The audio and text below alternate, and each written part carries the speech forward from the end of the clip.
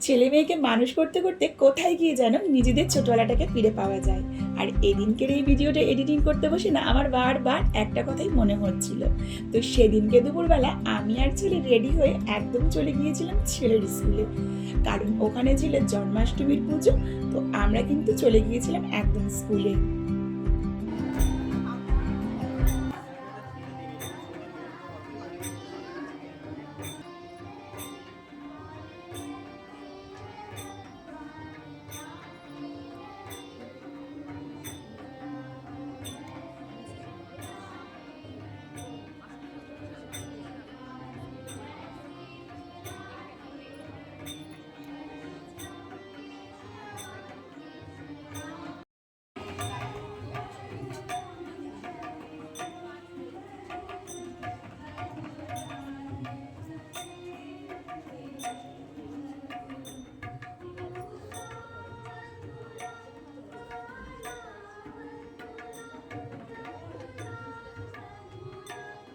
বাইরে বেরিয়েই দেখলাম ছোট ছোট ছেলে মেয়েগুলো কি সুন্দর রাধাকৃষ্ণ সেজে এসেছে, আর ছেলেও তাদের সাথে বেশ খেলছে।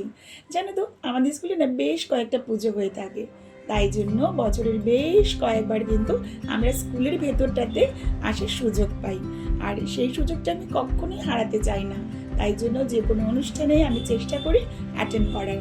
তাতে কি হয় না, ছেলেরও মানে শুধুমাত্র পড়াশোনা বাদ দিয়ে বাকি সময়গুলো স্কুলের সঙ্গে অ্যাটাচমেন্ট একটু বেড়ে যাবে সেই জন্য। আর এই দিন কিন্তু আমাদের না ওখানে থাকে প্রসাদ বিতরণী, আর সেই জন্য আমরা পুজোর পরে একটু সময় এদিক ওদিক কাটিয়ে গল্প গুজব করে আমরা কিন্তু চলে যাই একদম প্রসাদ খেতে।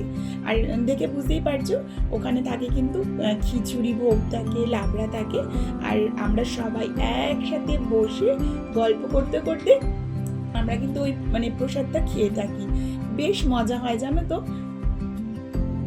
তাও তো এই বছর না অনেকে আসতে পারিনি, কারণ পর পর অনুষ্ঠানগুলো পড়ে গেছে, অনেকের বাড়িতে জন্মাষ্টমীর পুজো আছে।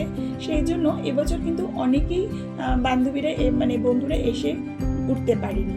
তো দেখতেই পারছো আমরা কিন্তু এখানে বেশ আনন্দ করতে করতে প্রসাদ খাচ্ছিলাম। আর তারপরে যেহেতু ছেলের ক্লাস ছিল বিকেলবেলা, তারপরে আমরা রওনা দিয়েছিলাম বাড়ির উদ্দেশ্যে।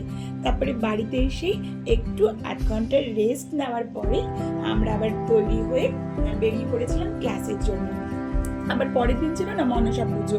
আমরা যখন মানে ক্লাসে ঢুকবো তার আগেই দেখি বেশ অনেকগুলো মনসা ঠাকুর বিক্রি হচ্ছে।